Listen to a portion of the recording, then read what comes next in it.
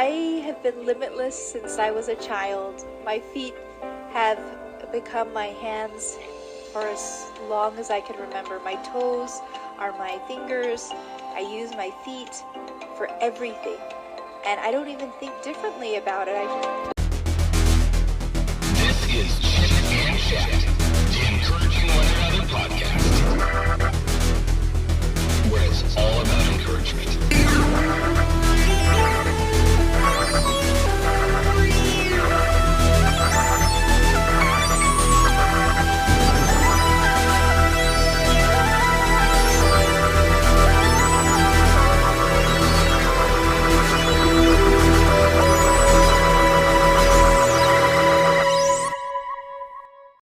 Hello there, and welcome back to Chit and Chat, the Encouraging One Another podcast. Today on the podcast, my guest has faced challenges ever since the day she was born. She is a motivational speaker who has traveled the world all over, speaking to thousands of people, young and old, as well as many organizations like the World Economic Forum and many other organizations. She has also met Pope Benedict and was on the Ellen Show and CNN. She has limited 2 words for her vocabulary: I can't. Oh, something else I should tell you. My guest today has no arms, and nothing has stopped her from doing whatever she wants. She uses her feet, from replying to emails, peeling a banana, driving, doing taekwondo, and even flying airplanes. Ladies and gentlemen, I'm so excited today to have on Miss Jessica Cox here on the Chit and Chat, Encouraging One Another podcast. Well, it's always about encouraging others. Ladies and gentlemen, I'm so excited today to have on Miss Jessica Cox, and she has an incredible story. And welcome to the Chit and Chat, Encouraging One Another podcast. Thank you. Glad to be on. Before we dive into some great conversations today, I love throwing icebreaker questions at my guest. 5, actually, because this portion is brought to you by Tequiza. They're a local taco shop in the area. Do you guys love some tacos? I love tacos. All right. Question number 1. If I traveled over to your neck of the woods, where are you from? I'm from Tucson, Arizona. Okay. Say I'm coming down to Tucson, Arizona. What are some local hot spots that you suggest visiting and a great place to get a bite to eat? Well, the Pima Air and Space Museum is a favorite. It's one of the best in the country as far as aviation museums. And there are definitely some wonderful hiking trails around here. Saguaro National Park. There's Mount Lemon. As far as food, my favorite Mexican restaurant, because Tucson is known for Mexican food, I think my favorite one is called Mi Nidito. Okay. And it's been famous because President Clinton used to come here, and there are pictures of him in the restaurant eating at his favorite place in Tucson. I was born and raised in Arkansas. He was my governor for a while. So, yeah, I'm a big Razorback fan as well. So, all right. Question number 2. You are a very talented and a gifted person who doesn't back down from a challenge. I'm curious to know, do you have any hidden talents that you have but don't share very much? I know this sounds funny. It's like a party trick. I would always be given like soda cans and bottles because I can pop them open pretty fast with my toes. And it sounds like a party trick, but it's something that everyone always knew me as doing. And it's kind of a secret talent that not everyone knows about. Okay. But I mean, aside from everything from flying a plane with my feet, being a black belt in Taekwondo, practicing, using nunchucks with my toes. That one party trick I have that I just mentioned is something that not everyone knows about. I watched some of your videos on YouTube where you're peeling a banana with your feet too. I'm like, you got to do what you got to do to learn different tricks of the trade. For sure. As we're getting closer and closer to Christmas, I'm curious to know, do you have 3 favorite Christmas songs? Oh, the like Alleluia chorus is definitely one of them. Ave Maria is a beautiful song for Christmas that it's sung in church. Mm-hmm. And wow, another favorite one. Uh, I know one I'm going to try to play this year as a duet with Patrick, my husband, is "Merry Christmas, Darling," I think, and Okay. that's going to be probably stuck in my head if we end up doing that duet together because I play with the piano with my toes and it takes me a little longer, but if I do end up practicing, it will be one of those songs definitely stuck in my head. What is your favorite Christmas movie? The Sound of Music isn't necessarily a Christmas movie, but I've heard that it is a tradition for many families to to put that movie on so that the family can gather. I heard Hmm. this from one of my friends, who does this as a tradition for his family, and I was like, "Oh, that's a great idea because it is one of my favorite movies." So, it may not be a Christmas movie, but it's definitely one of those classics. But you get Die Hard is a quote quote not Christmas music movie either. Yeah, I know. But yeah, it was filmed during Christmas, so we'll go with that too. There you go. uh, what are your three favorite foods you gotta have for Christmas? Well, I'm partially Filipino, so Okay. these Filipino foods are very are common during celebrations and holidays. Hmm. And even my husband, who's not Filipino, has learned how to cook a couple dishes like chicken adobo. Pancit is a great dish to Hmm. have. Hmm. You're probably familiar because it sounds like you've had it. And Yeah, egg rolls, Ponza and lumpia. Yep, yep. lumpia. There you go. A lady at work, she brings it about once or twice a month to work, and she'll come to my office. She goes, "I got Ponzi, come see me." For those out there who might not know who you are, give us a brief bio on who Jessica Cox is. Most people know me as the first armless pilot, and I'm also a black belt in American Taekwondo Association. I became the first person without arms to do so. Now I'm a fourth degree black belt. I have swam, scuba dives, done pretty much surfed, done most everything you can think of because I'm one of those adventure people who goes out to do things. And I do this all without the use of arms because I was Mm-hmm. born without arms. So my whole life now is as a speaker, going out to challenge people to accomplish the impossible, to do things that they may not have thought was possible for themselves, and to believe in themselves as as a motivational speaker, as an inspirational speaker. I spend most of my days professionally on stage, speaking and sharing and conducting workshops as well. I'm also a life coach, so I make myself available one on one as well to do some coaching. Can you share some of your youngest memories when growing up? The kind of the challenges you faced and some things that you people today take for granted having arms. Well, some of the earliest challenges it might sound strange, but they were aside from some of the physical task of growing up without arms. They were more of the emotional Hmm. challenges of being different and how do I Hmm. engage with others who may not be as accepting and dealing with getting this attention like having stares or people asking questions and always being constantly reminded on a regular basis that I was different.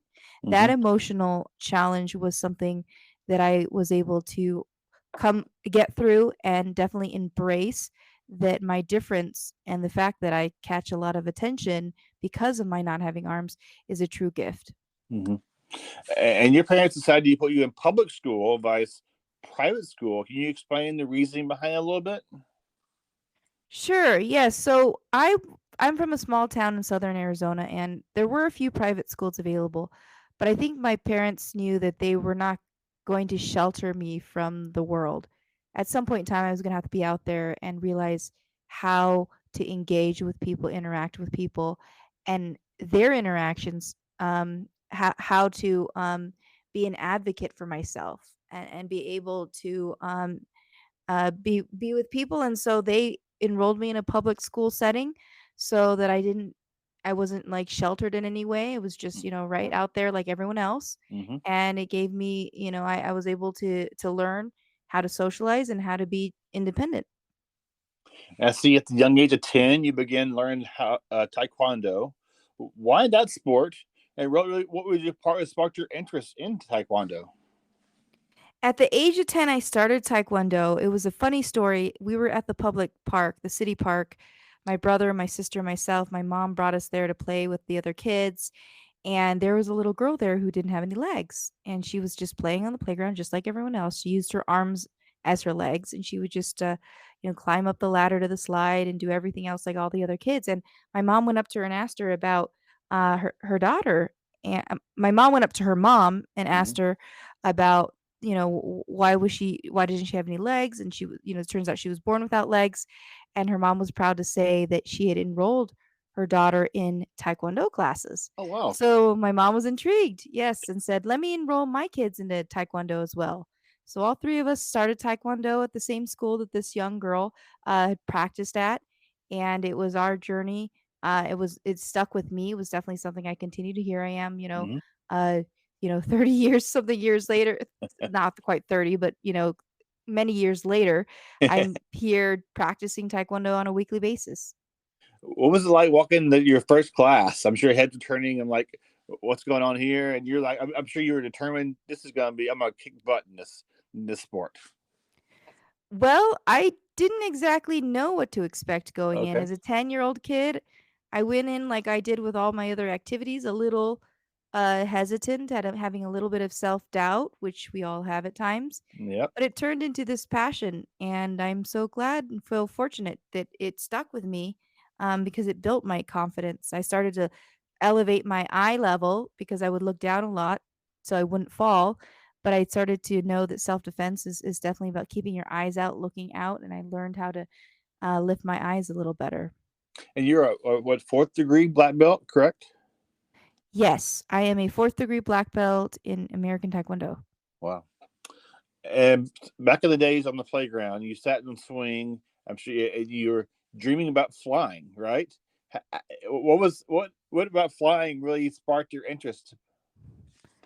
Flying was something I was absolutely terrified of. I Okay. didn't really enjoy flying commercially. So I really didn't jump at the opportunity when I was out of college, but it was at a time when I needed the next challenge. And I needed to tell the world as a motivational speaker that if I'm telling you never to let fear stand in the way of an opportunity, I also have to be Mm-hmm. living it out. Mm-hmm. So it was my greatest fear to fly. So why not become a pilot to conquer that and overcome that? And for a number of years, you wore prosthetic limbs for about 10 or 11 years. What got to a point you're like, I'm done wearing these I'm done wearing these.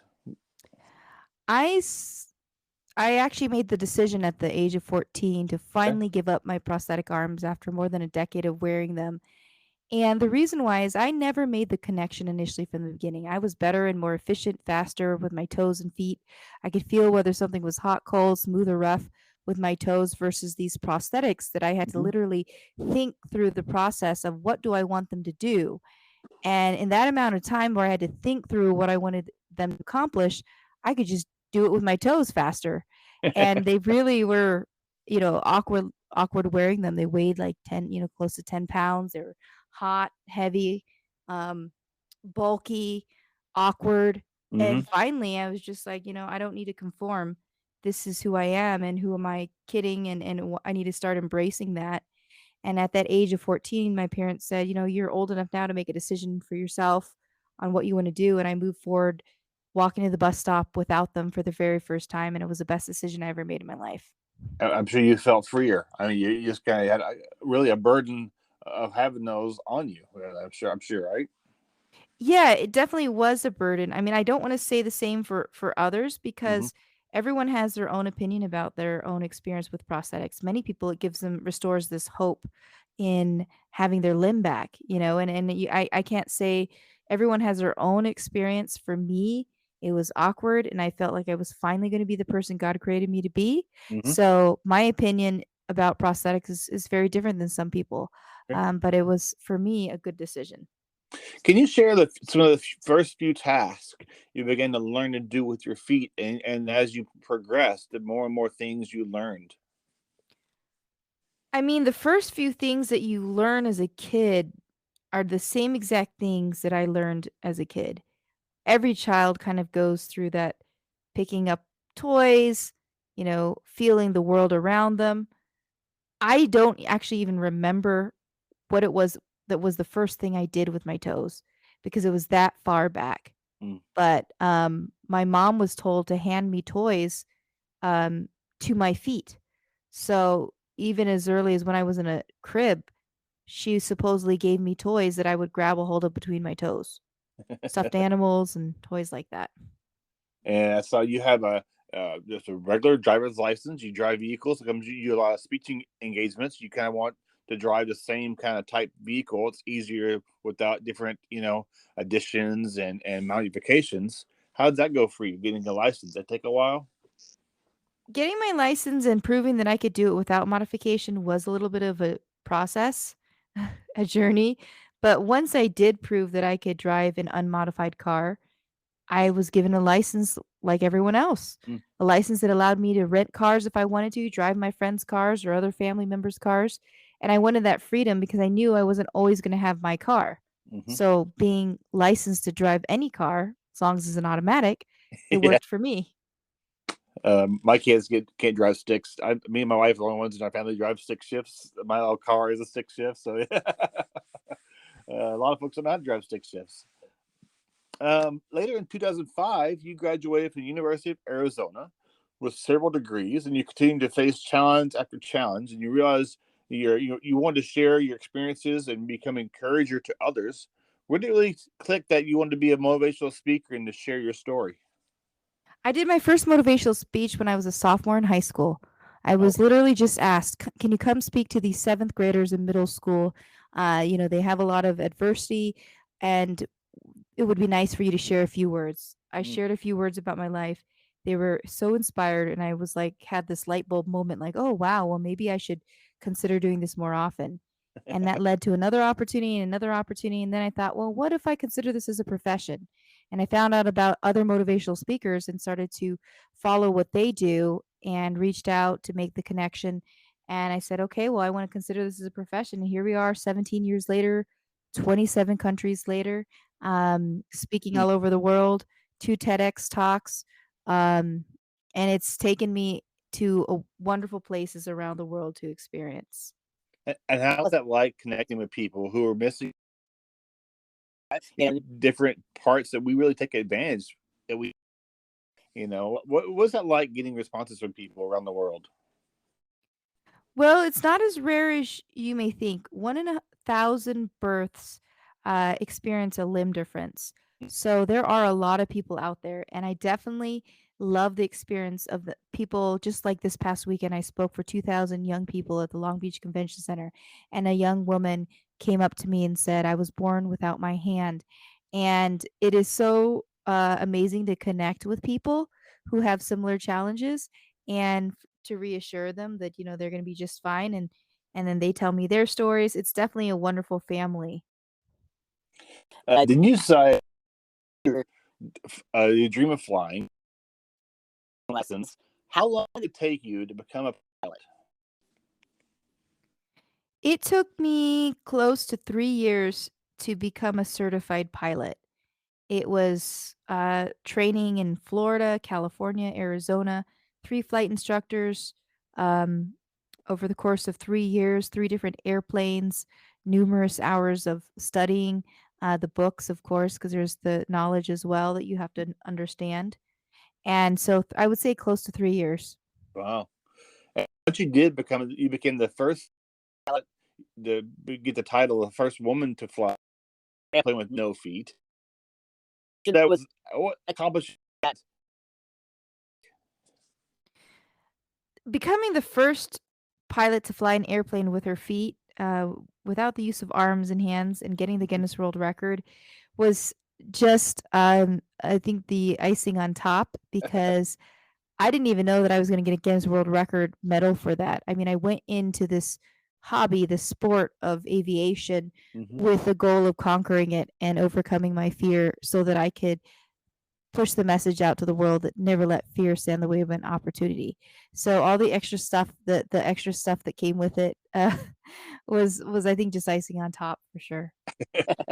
What's it like flying when you're up there? Just kind of, I'm sure you're away from the big city, kind of enjoying just the quiet, nice of the seeing the surrounding and the area.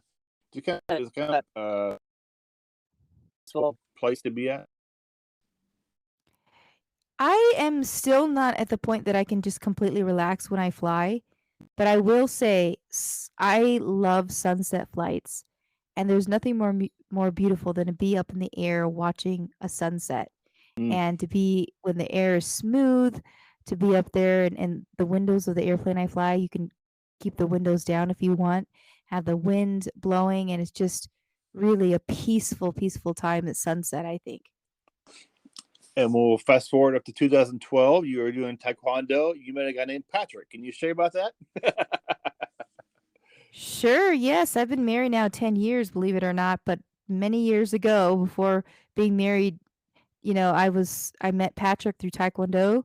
He practices at the time, he practiced as a 4th degree black belt in Taekwondo, now a 5th degree, but when we met on the mat, it was just this common thread of loving Taekwondo, Mm-hmm. and we got to know each other outside of the school, and before we knew it, we were engaged, and we were dating, we were engaged, and then we were married, and it's been so wonderful together to travel the world to speak. He's been your rock the entire time, helping you especially get set up for this, and I'm sure other events, right? Yeah, he just saved me this morning. I'll just tell you that because I had a 4 a.m. speech and it was 4:05 and we had some audio issue. And he literally, we logged in right at 4:05 when they needed me on. And I was delivering a speech all the way in the Philippines to Oh, wow. 7,000 employees of Concentrix Company. So Wow. he has definitely saved my bacon many times. And you continue traveling the world and motivating people and inspiring people. I read you hate 2 words in your vocabulary. You kind of removed the 2 words called "don't quit." Can you share about that a little bit? Yes, I've removed I can't from my vocabulary and quit from my vocabulary because I think the moment we say that, it's just an easy out, it's an excuse for giving up. And it's something that we should not say. Instead, we should say, I'm going to try or I'm going to try and figure this out Mm. because it leaves a lot more room for opportunities when we put ourselves in that kind of mental space of positivity, of I'm going to try and figure this out, keeping optimistic about it. And that's very important. And a lot of kids these days get, they fall down once or twice, and I can't do it. I quit. And you fall, you hit the quote. You fall down 7, you get up 8, you get up 9, you keep moving. And so it's very encouraging, especially kids these days who kind of want to quit or stop. Yeah, that's, if I had stopped and quit on the first try of many things I've done, I wouldn't have been able to experience so much. And you've spoken all over the world. Can you share a couple of stories in your travels that's very memorable to you? Maybe a location you went to.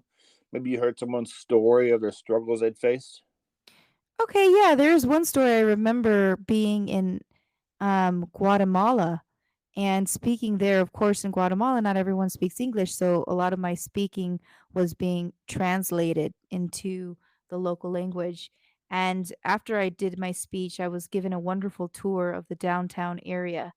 And this area was just beautiful, cobblestone streets and just a very historic area of Guatemala. And um, as I was walking around, doing the tourist thing, being guided by a tour guide, enjoying the sights, a young girl, she could be 8 or 9 years old, um, is holding out a bag because she's asking for money, and she happens to not have both of her hands. Mm-hmm. And I walked by her initially, not even realizing she didn't have hands, and then I stopped and I looked back, and she really didn't have her hands, and I just grabbed something out of my purse to pass over to her with my toes, and in that moment, she saw I was giving her something with my toes because I didn't have arms and hands, and it was just that encouragement Mm-hmm. that she could do it.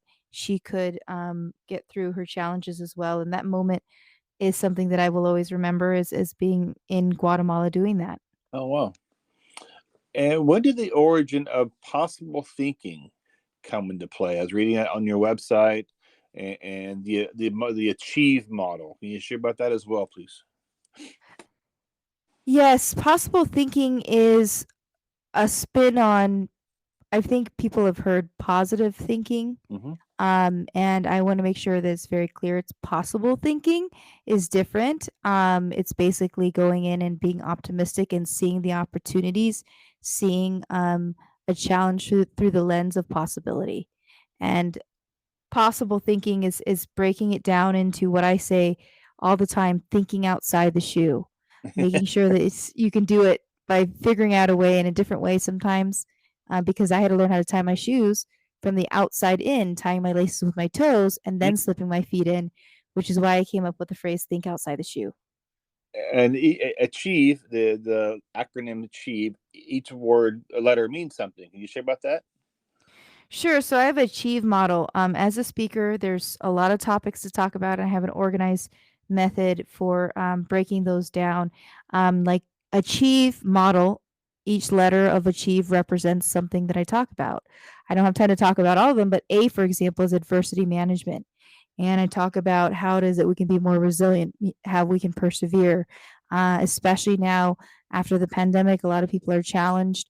They have a new normal, and we need to definitely approach things in a achieve model, by using, having adversity management, figuring things out, and being persistent. Mm-hmm. And you have a documentary I saw as well. I haven't watched it yet, but can you share a little bit about your documentary and where people can watch it at? Sure. My documentary called Right Footed. It's actually a documentary by Nick Spark. He directed this wonderful documentary that has been aired on National Geographic in 80 something countries around the world, but you can actually watch it from Amazon Prime for I think just about $3. It was free for the longest time, but if you have Amazon Prime, you can just pull it up and watch this full-length 80-minute documentary that Nick did a wonderful job following me around to 3 different countries: Ethiopia, the Philippines, going to the Senate in Washington, D.C., of course, here in the United States, and to the Midwest and a few places. But it really tells the story about my getting married to Patrick, about some of the work I do to mentor those with disabilities, as well as advocate for those with disabilities. And that's the Right Foot Foundation. Is there a mission behind that as well? Right Footed Foundation International is a 501c3 that I started now 4 years ago. Oh, wow. We're going on 5 soon. But I started that with a board of 7 people because I wanted to be able to continue this mission and vision to show the world that disability doesn't mean inability. So we have now been donated an airplane. We are working on building the first ever airplane that can be flown with feet. Oh, wow. And that is something that we work on every day now, is building this airplane up, modifying it so it can be flown with feet. And it's an exciting adventure, but it's ultimately to take it around the world and show the world what's possible for people with disabilities. That is. So how big is this plane? The plane is a 4-seater, low wing plane that flies at about 200 miles per hour. Okay. Where can people follow your amazing story? You have a website you can share with us, and I'd love to be people to read more about you and just continue to see what you're doing around the world. Please follow me at jessicacox.com, or you can find me also on social media under Jessica Cox, my Facebook page. Okay. Instagram is Right Footed, and other social media channels. You can look me up. I'd love for you all to follow me. And the airplane is called theimpossibleairplane.com. Oh, okay. I'm so thankful for the time we had today, and really, this podcast is about encouraging others, and you truly are doing that all around the world. And I believe you are truly an inspiration to so many out there, whether they're missing a limb or not. I think your determination, and you're so inspiring, and you you're watching some of your videos, and you're always smiling. I think you have an amazing heart for people. So thank you so much for the time. And if you, Patrick, are ever in Washington State, the coffee's on me, and let us sit down and meet you face to face, I'm just inspired by what you're doing, and your commitment not to quit, and to just keep going forward. Thank you so much. Thanks for the interview, and glad to be on your show. Thanks so much, and you take care of yourself. You too. Okay. Bye. Think about the last time you said the words, I can't.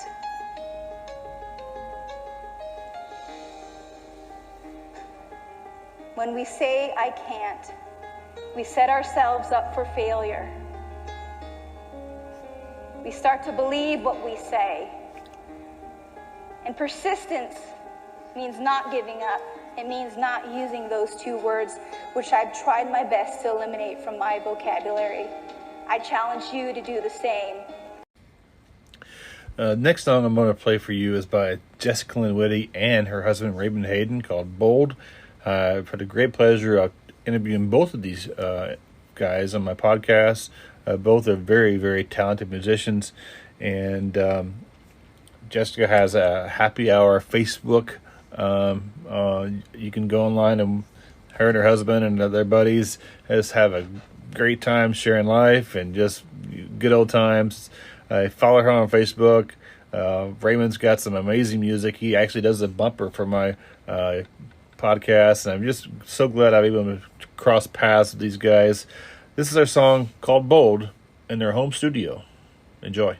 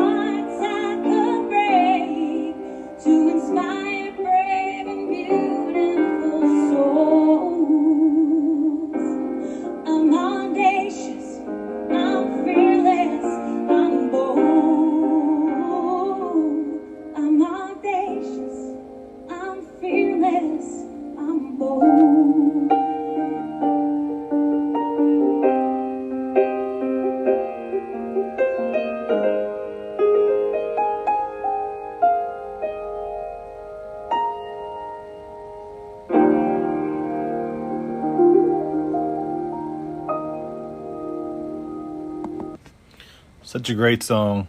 That was Bold by Jessica Lynne Witty and her husband, Raymond Hayden. Throughout December, this podcast, I am sharing Christmas music from musicians who I've had a chance to interview over the past 8-10 months. It's been since I've been podcasting. And this is Hunter Lott this time of year. And his website to check out his music, events, schedule, all that good stuff, merchandise, is Hunter Lott with 2 T's, music.com.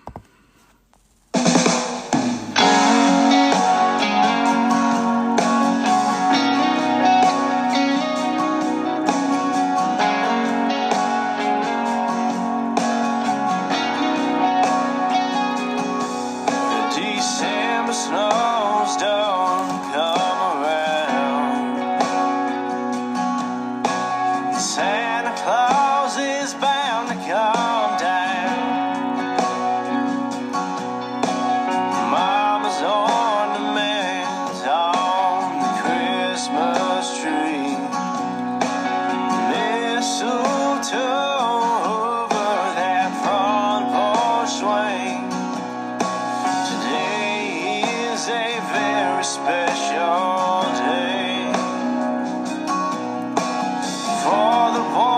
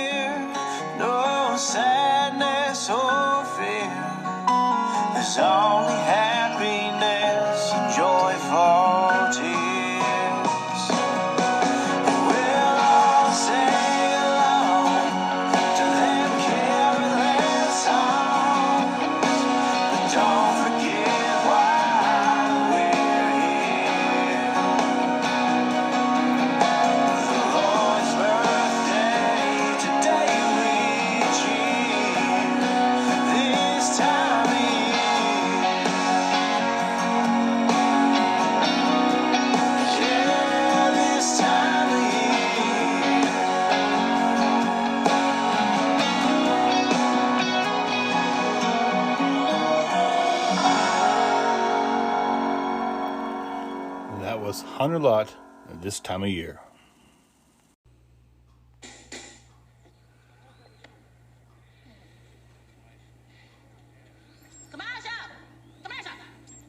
Break for 30 seconds. Are you craving tacos? You know what? It doesn't have to be Tuesday to have tacos. You have tacos any day of the week. At TaquizaTacoShop.com, that's TAQUIZA, tacoshop.com, they have 5 kinds of tacos. Delicious tacos, as well as chimichangas and burritos and grilled jalapenos, my favorite. Their food's fresh, authentic, made daily. They're locally owned and operated here in Silverdale, Washington.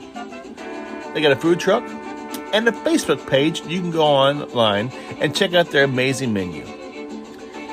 Getting you hungry? You can place an order today at 360-698-4335, or you can stop by and check out their address. Is 10315 Silverdale Way, Silverdale, Washington. As I said, it's authentic, it's fresh, and 5 kinds of tacos. Delicious. That's Taquiza. TaquizaTacoShop.com.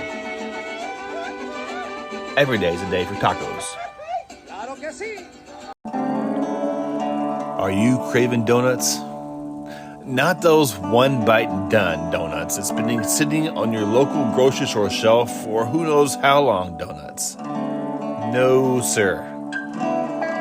Lone Star Donuts here in Silverdale, Washington has over 50 flavors of donuts and other pastry items as well. These donuts are huge, fluffy, and delicious. So why not stop by and check out Lone Star Donuts? Or you can call them and place your order at 360-204-5021. Lone Star Donuts, the only kind of donut to have.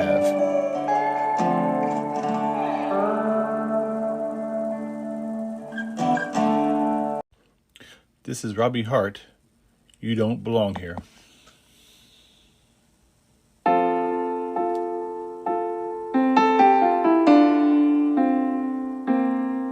You don't belong here. I didn't let you in. I said goodbye to you when I buried you long ago. This isn't how I thought it'd be. I thought I was finally free, but you came to make it bleed, and now your words are haunting me. You don't belong here.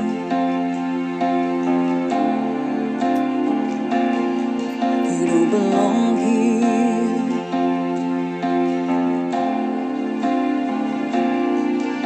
I'm screaming loud, but there's no sound. I feel your presence all around my every thought, and I can't escape you and your chances. But it's too late, you don't belong here. You don't belong here. You never could feel love, only possessions. And now you came here to make your post-life confessions, holding me hostage from within. But I'm not paying for your sins. You don't belong here. You don't belong here. Where no one ever goes. It's a place that no one knows. The quiet and the broken. I'm 12 years old. You don't belong here. You don't belong here.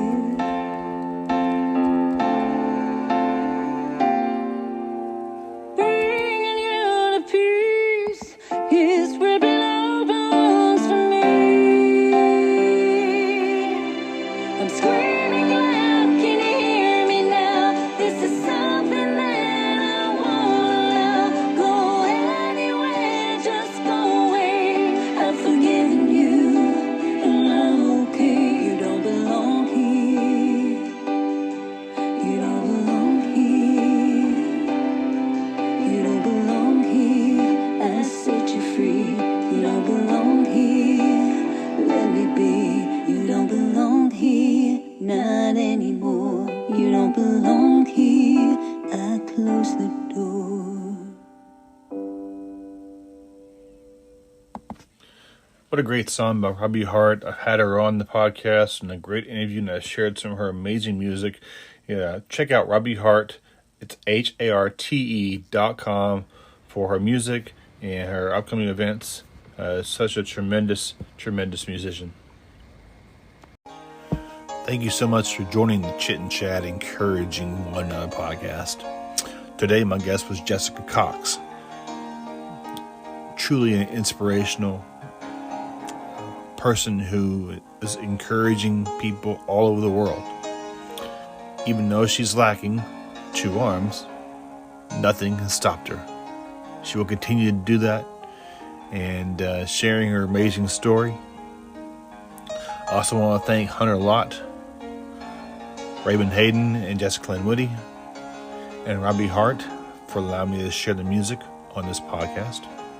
And thanks to Raymond Hayden for his bumper, and he is truly a gifted musician who is such a part of this podcast, and very thankful that our paths have crossed. This podcast is all about encouraging others any way I can. If you get encouraged by a song or by someone's interview, that is all that matters. We need to encourage others more. We need to share positivity. And I truly believe each and every one of us have a story. When people share their story, what they've been through, what they've gone through, I think it's truly inspiring. It can help someone that could be going through some hard, difficult times. If you haven't heard some of my podcasts in the past, please do so. Check them out. In my earlier podcast a few months ago, it was kind of rough. And this is by no means a perfect podcast. But I can truly tell you, each podcast comes from the heart. Each podcast, I give it everything I can to share someone's story. Thank you for being part of the Chit and Chat Encouraging One Another podcast. It's always about encouraging others. Take care. Till next time, my name is Jody Sheffield, host of Chit and Chat.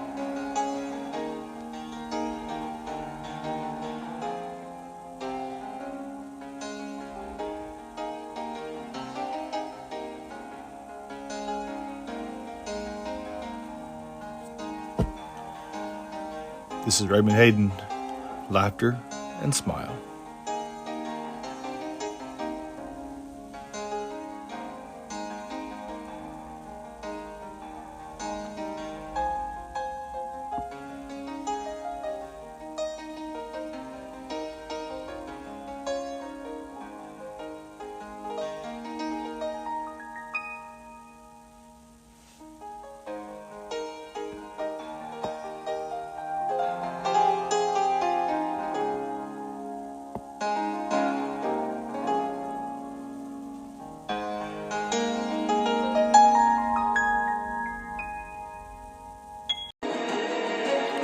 This is Chit and Chat, the Encouraging One Another podcast.